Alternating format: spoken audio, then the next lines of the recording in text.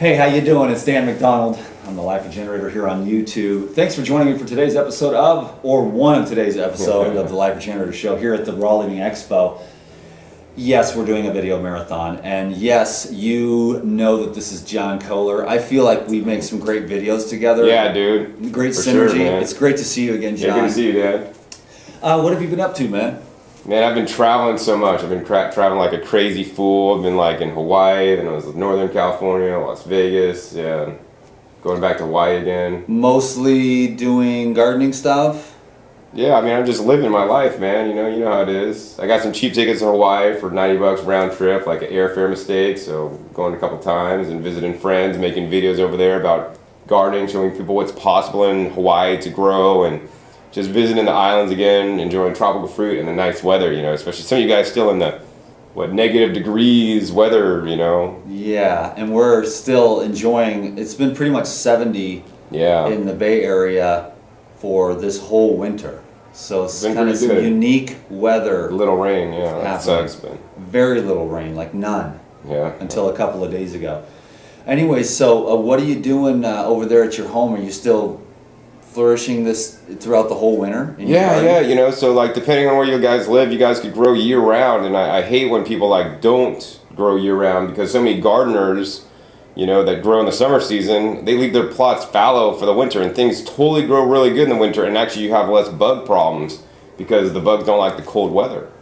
So a little bit more hardier, cooler weather plants. Yeah, I just grow cool weather crops, like all the stuff that you buy in the grocery store that's, like all the leafy greens, right? Think about it. The leafy greens in the grocery store, because they could be put in cold storage. It's the same as if the leafy green was actually still alive out in the weather, out in 32-degree weather, because that's how cold your refrigerator is. This is why you have many of the foods that you buy at the grocery store, because they're meant to deal with the cold weather, not the refrigeration that they're put under.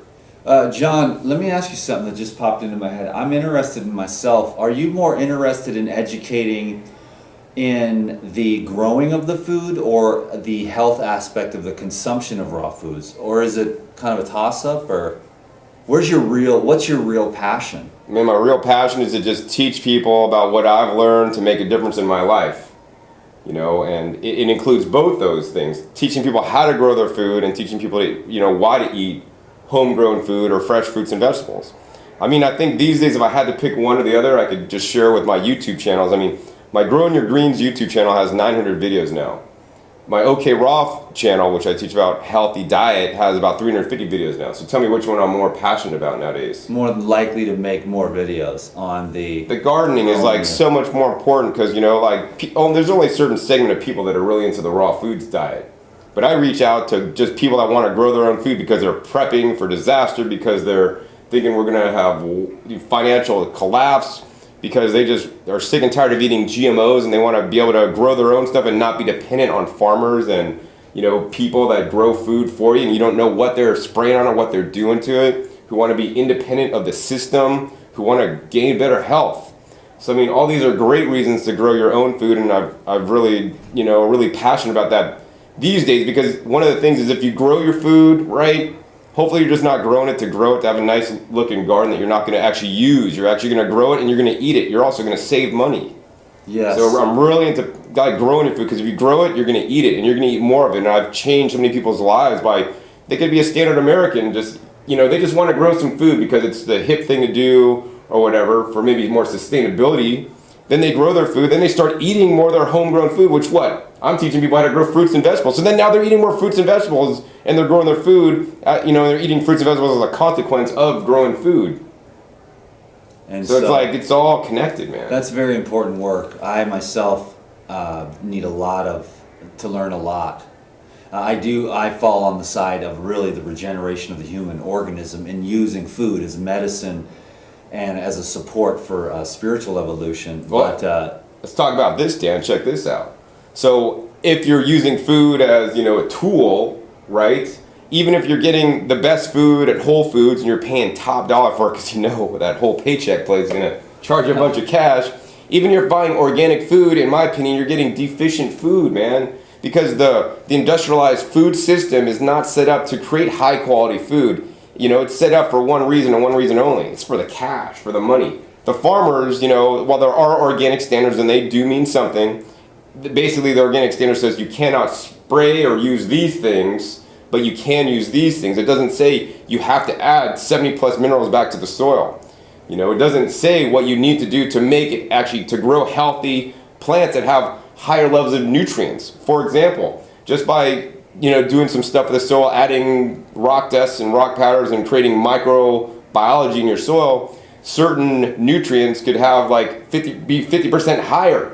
So green beans from the store versus green beans that you grow at home could have 50% more protein.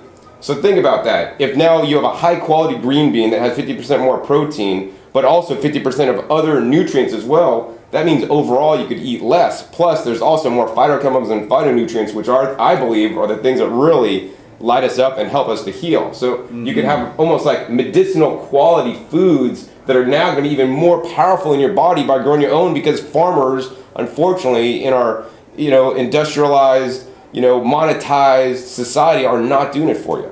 That's where my passion really is. You could tell me I'm just really getting into this because people are so blinded by, I'm not going to say if you're eating fruits and vegetables that are conventional, even organic from the store, it's bad. But I'm saying you could do better, man. And that's why I really got into growing food. I'm so passionate about it because I know what good food tastes like, We want to do better. We need the mineral density. Are That's the mineral exactly rich plants it. The minerals. healthier? Yes. The mineral rich plants are healthier. They're more bug resistant, more disease resistant. And just with us, we need you talk about the minerals all the time. And is the way to get minerals in a little jar of mineral supplement powder or liquid? Well, if you have to. But the way we would get it in nature before they had mineral supplement powders would be in nature. There would be all the minerals in the earth before we had topsoil, washing away and all this kind of stuff, and industrial farming where we're stripping the land and we're not putting back in what we're taking out. Well, I do believe in supplementation because a lot of my viewers or the single mom in Midwest with diabetes, she might not be able to create this kind of a reality with the garden and bring in the humic and the fulvic and the rock dust. But so if she's got the diabetes, which is some deficiencies in minerals, take a little shot, put into the bottle. So I think that's why I like to keep the mind open. We need to keep it open. I like to teach in my practice of a thing good, better, best. It's definitely better to have some trace minerals in a supplement than to not have them, in my opinion, as long as it's a good, healthy one that you're not going to overdo and it's good quality and whatnot. But I think it's best to, just get the minerals from our foods. Yeah, and you're very fortunate to be able to do that for the most part because you know what's going into your soil. Right. You know what's coming up, and then you've got the full spectrum of the minerals from the rock dust, from the worms, from the microbiology that feeds the very healthy, nutrient-dense plants, which, picked fresh from the garden, have even more nutrients. Bioavailability, because you go to the store and you get the kale and it's 3 or 4 week old. It's lost some of its electromagnetic. You see the vibrancy, dude. It's it's like not looking happy. It's turning kind of like light green. It's like it's on its way out, man. I don't want to eat dead foods. I want to eat ultimate, lifeful, high energy. Pick and eat, pluck man. And eat. And that's what we want to kind of share with you today so that you can get that in your head. That's the ideal, pluck and eat. The apple that's been sitting in the silo for 2 months, it tastes good, it's got the fiber, and it's still got some life energy, but it's not like going out into the field barefoot and plucking the apple off the tree and biting into it and then throwing it to the horse and then taking another one and biting into it and throwing it to the horse. It's like that's abundance, that's the electromagnetic. So with that in your mind, you can go and do your best to start sourcing fresh. Do your best you can. A fresh apple, even if it's been in cold storage for 3 months, is far better than a Snickers bar or candies or cookies. But growing your own apple tree is even a step in the better direction. And you might not be able to do that overnight. I mean, I live in a standard residential tract home. I wish I had a farm to be able to grow all my own stuff, but I grow what I can, and yes, I still buy stuff when I have to, and I always try to get the highest quality stuff. But I want everybody to start where they're at, and even if you're that mom with the diabetes and you're taking a, trace minerals, you can always still grow at home, even if you don't have any room. You could grow the sprouts and the microgreens, the wheatgrass, and you could actually use some of the mineral supplement, or they have special ocean solution or C90 mineral products that you could actually feed in with the water to your sprouts so that they absorb the minerals too. Yeah. And you can get them that way. That's another good way to get the minerals, is to have a nice mineral-rich soil and learn how to grow your own wheatgrass. That can be, that wheatgrass going through that process is gonna be your mineral supplement. You know, you can bring in some of the humic and the fulvic and some of the healthy organic soil and grow rich wheatgrass, so that you're shoring up all those minerals, making sure that the spectrum is there. The people that live the longest have the most nutrient-dense, mineral-rich soil, and they eat moderately as well. Yeah, for sure. The other thing I want to say, Dan, besides just the wheatgrass, there's just other grasses, kamut grass, barley grass. Don't just limit yourself to like one kind of grass. Like, get a mixture. Maybe you're going to do a mixture of different grasses, you know, and all these seeds are available at your health food store. You know, people buy them to grind them up and make flour out of them and eat them, but I think it's far better to sprout them, grow them into little grass and harvest it. And you know, even if you don't have a juicer, just chew it up and just chew until you just get the liquid out, and then spit out the pulp. You know, you don't need a juicer really to do raw foods. They're highly helpful, and I like them a lot, and they're fun and stuff. Yeah. But you really don't need any equipment, man. You got your God-given teeth right here. Yeah, the best thing best is, juicers. I was thinking last night as I was eating a meal of citrus, you know, that it really is the best. There's a consciousness there. The juicing is very therapeutic, and it's fun, and it's a great way to saturate. But there's a level of satiation and consciousness, and the ability to observe, like when you're full, as well when you're sitting there chewing and peeling. You actually have to peel. And it slows you down. That's right. And when you're not hungry anymore, you just get done bored of peeling. Everything's peeled, or the nuts are already peeled. You're sitting in front of the TV with a bag of cashews, and the next thing you do, you look down, they're gone. 1 pound. And you're like, you got to go get a colonic the next day. So there's something about like having to peel each cashew or crack each walnut. By the time you get to about 8 or 12, you're like, okay, I'm cool. You lose motivation. So that's one of the beauties of peeling the fruits. So that's another thing just to start thinking about. There's no right or wrong. It's just like start consuming more awareness, of structured water. being aware, you know? Self-aware, and then that not only is that from the diet, but that goes into other areas. How are you treating people? How are you treating yourself? What kind of thoughts are you having? So the awareness of diet, where your food's coming from, what's going into it. It's just waking up and observing and learning and growing and evolving in your awareness of the choices you're making and the things that are affecting your life, like your food and how nutrition is important. And when we get all of our nutritional requirements met, then food isn't such a big trip anymore. The problem is everyone's starving to death while they're stuffing their face. Yeah. You see what I mean? Yeah. So you're doing great work, John. Thanks, dude. It's always an honor to meet you, and it's been nice getting to know you over the years.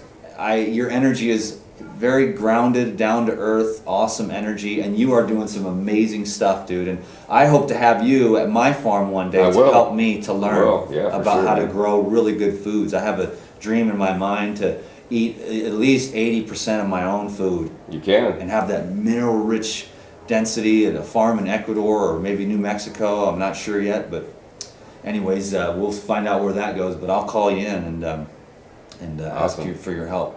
I look forward So to it. what are your YouTube channels? Let's send them over to your favorite one. Yeah, so my favorite one, check out Growing Your Greens on YouTube or growingyourgreens.com. That's where I teach people how to grow their own food.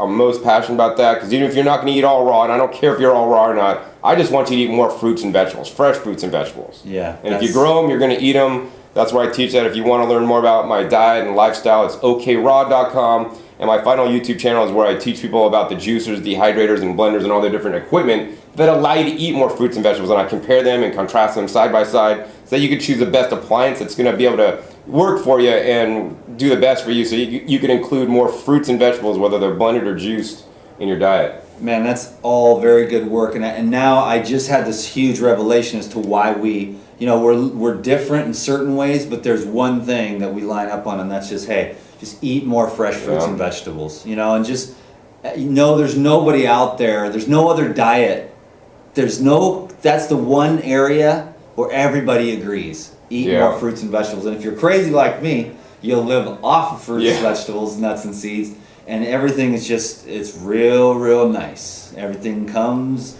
absorbs, and goes, and you don't get weighted down, and your mind stays pretty clear, and you've got a lot of energy and vitality and the minerals, and so you just live a good life that way with the fruits, the vegetables, and the love. This is DTM with John Kohler, and we really love you guys a lot, and we appreciate the ability and the just the opportunity to teach and share what we just were on fire about.